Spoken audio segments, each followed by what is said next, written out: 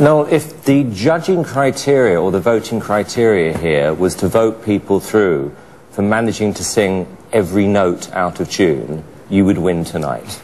That is how bad it was. I'm sorry, it was absolutely excruciating from start, middle and finish. Simon Cowell has a way of letting you know his opinion. He sums up his feelings quite nicely. One of my all-time favorite comments was, "It sounded like karaoke on a cruise ship." I'm pretty sure that meant he really didn't like it. He would sum up his feelings. You knew whether it was good or bad. The newest judge on American Idol is Harry Connick Jr. He's not like Simon at all. But when Harry gives his opinion, he will express what he liked and what he didn't. But he doesn't stop there. He will then tell that person what they need to do to make it better. These two examples are similar to the two main types of peer evaluation. The first type is summative. It's a judgment on the performance. It often tries to be an objective, quantifiable score, like a 6 out of 10 on a scale. The other type is formative. A formative evaluation is a record of the performance, what went well and what didn't, and how, as well as how to improve. Summative, Simon Cowell. Formative, Harry Connick Jr. Peer review, or peer evaluation, is not uncommon in academics or in any other workplace. In the typical workplace, it's just called a performance review. In academics and in some fields, we rely on the peer for the evaluations, thus peer review. Peer evaluations or peer review is not uncommon in academics. In fact, it is a major issue in academics. Publish or perish is the mantra in the academy. Publishing within a peer-reviewed journal is a sign of scholarship. A peer-reviewed journal means that the work is judged by others deemed experts in that field, discipline, or subject area, and the summative evaluation is given as to whether that document is worthy of publication.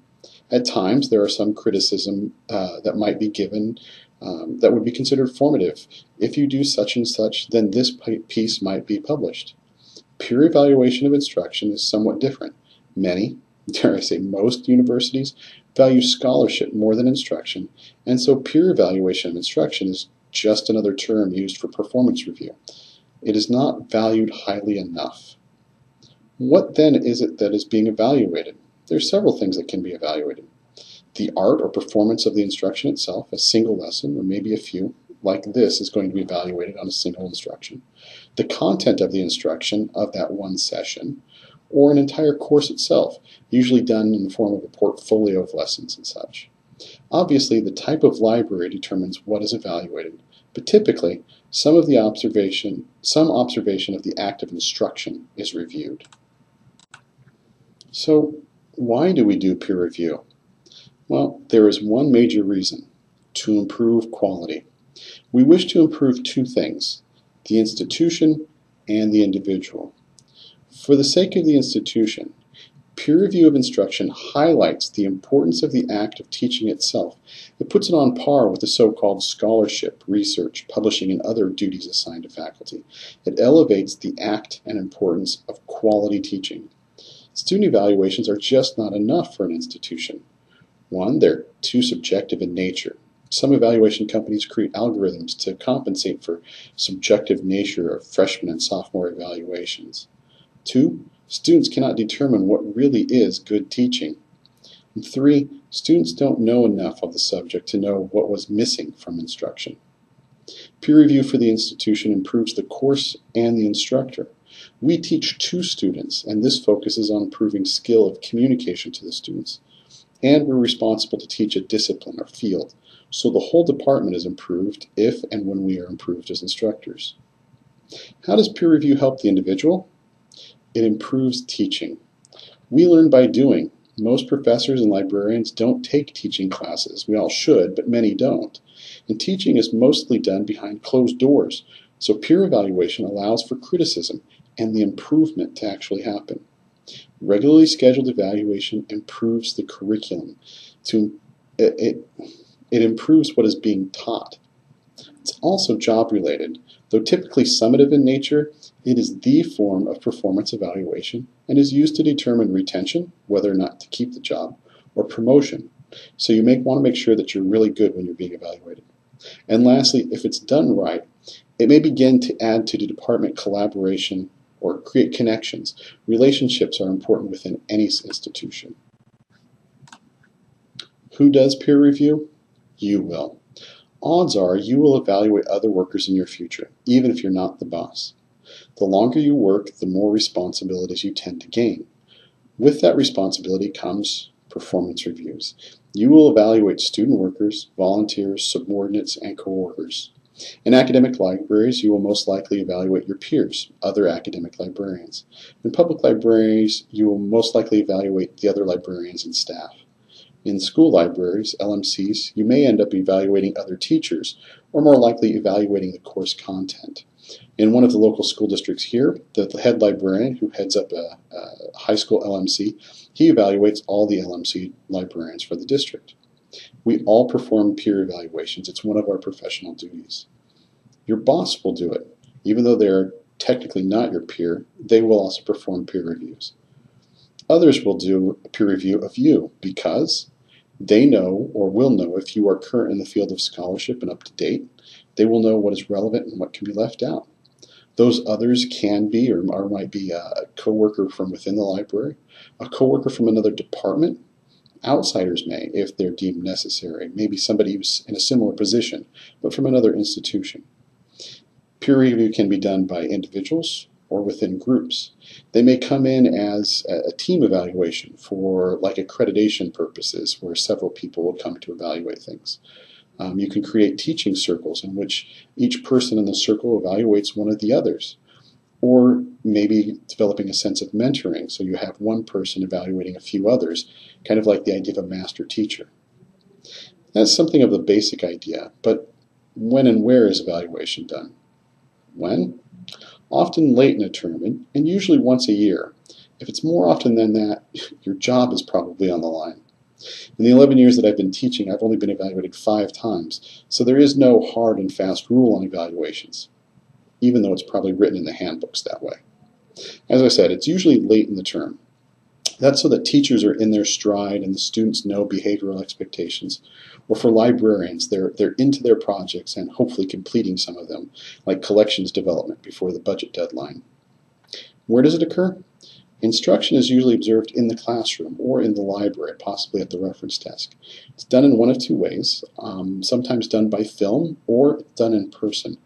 Done in person is usually much better because that way you get to see the reactions of the students or the other people, and you can just see if they're paying attention. Thus you can evaluate the ability of the instructor to keep attention. If it is of portfolio work, then it's usually done in private, often in an office or another appropriate location. The actual conversation about the evaluation form is usually done in private, as the matter is a personal and work-related professional issue. This leaves us with the big question: how is it done? Summative reviews. A summative review is a summation judgment or review of the work, and to make it as objective as possible, it is often done with rubrics of some sort of grading scale, on a scale of 1 to 5 or such. And to be fair, that scale and that rubric are usually known beforehand. That way it's not a moving target or some subjective made-up rubric. It should be standardized so that your work is quantifiably comparable to a coworker's.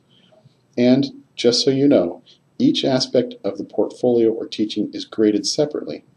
And then the sum or an average is taken to arrive at your total score. That score, either one time or taken as an average, is what determines retention or promotion. How to create a formative evaluation. Now remember, the goal is to improve the teacher, the art of teaching, and the course, whatever it may be. There should be no rubric, but comments on what can or should improve. It should point out strengths and weaknesses.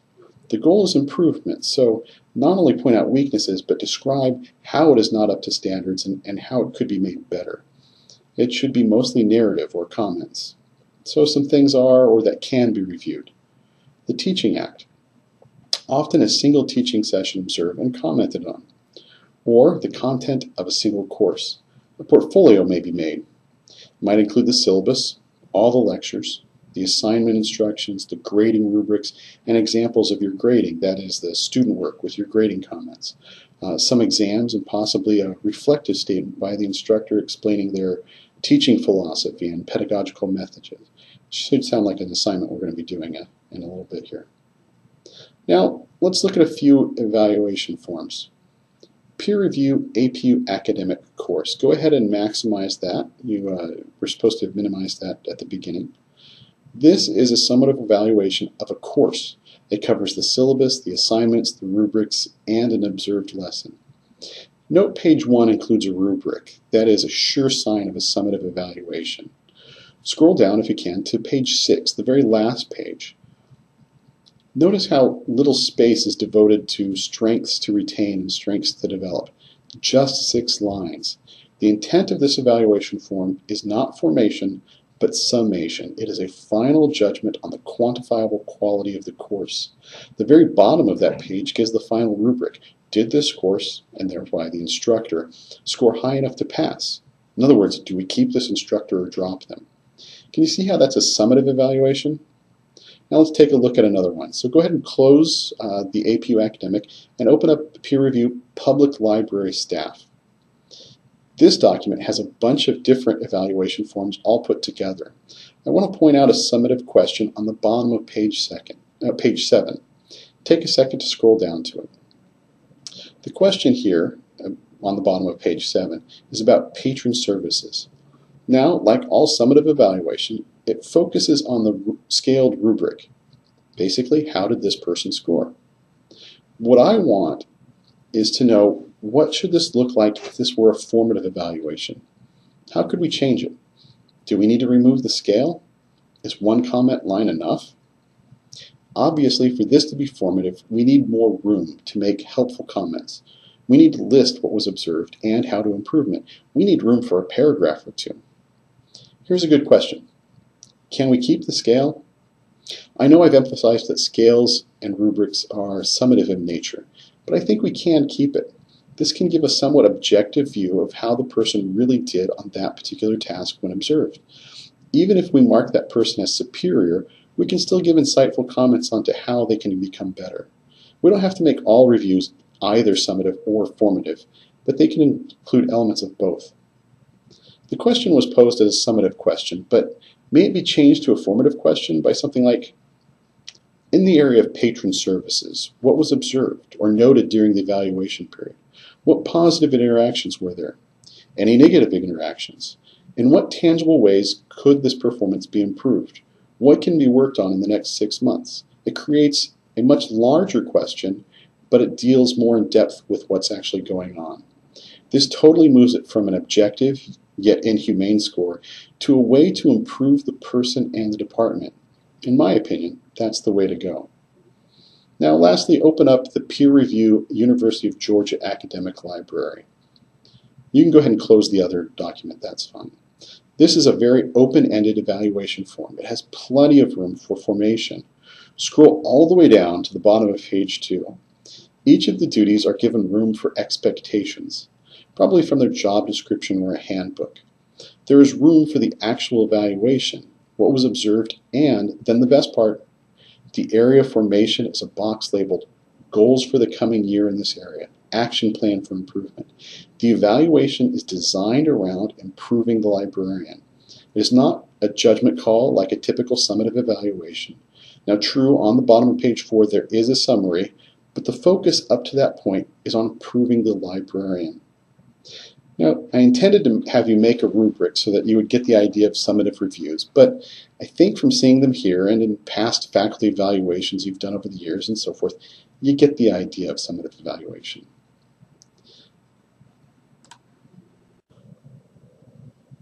In these last few minutes, I have a few comments about professional reactions to evaluations. First, when you receive the evaluation or have been evaluated. In general, keep a couple things in mind. All criticism is good criticism if it is helpful and will help improve the work that you do. I tell my students when they pass out the end-of-term evaluation, it's okay for them to go ahead and say that I suck, as long as they tell me why I suck or how I can helpfully improve that area. 2, thank the evaluator for their input and their time. This is a time-consuming task and often a thankless task. Most people don't like criticism. We like praise, but we typically don't like criticism. If it's a summative review that's given, ask questions about improvement, get comments, ask for clarification. It shows that you're interested in improving your craft and keeping your job and improving the job itself. Now, if you receive a bad review or bad evaluation, ask what you can do to improve. Don't just sign the form and leave. That may look like you're not interested. Remember to thank them for their input. Don't get too sad or too emotional. It may appear that you didn't have an accurate view of your abilities, and that's a red flag for most people. Then again, don't show no emotions whatsoever. It'll look like you don't care about the job, or that you don't care about the value of the evaluation, and that you don't care about the opinions of the person doing the evaluation. And none of those is a good thing. After the evaluation, actually work on what they said needed working on, and ask for a brief review on the progress that you're making in 4 to 6 months' time. It gives you a chance to actually work on some of those things. Now, if you receive a good evaluation, ask what areas still need work on. And don't be too overjoyed. It may appear that you think you got away with something, or that you didn't think it was that good of a session. Work on the weaknesses and keep the strengths. Lastly, when you give an evaluation, in general, be helpful and informative. Give positive comments on the good things, but don't overdo it. People can see through that or mistakenly believe that the bad things weren't that bad because you've overstated the good things. Now, when it's bad news that you deliver, be pointed and direct about what was wrong or what was bad. Give helpful advice. Make it as formative as possible. Keep in mind that this is about improving their art as instruction or content for the sake of the students, the patron, the institution, and for the person themselves. And when you get to give her a good evaluation, be specific about what was done well, what was good. Be formative and point out strengths to keep and weaknesses to improve. Well, together we've looked at peer evaluation of instruction. We've covered what are the two major types of evaluations, summative and formative. We've discussed when and where evaluations occur. We've covered the great philosophical question of why do we do peer review. And we've covered about how it's done. I'm sure that you've picked up a few things that you hadn't thought of before, and I hope that this was helpful for your future as a professional librarian.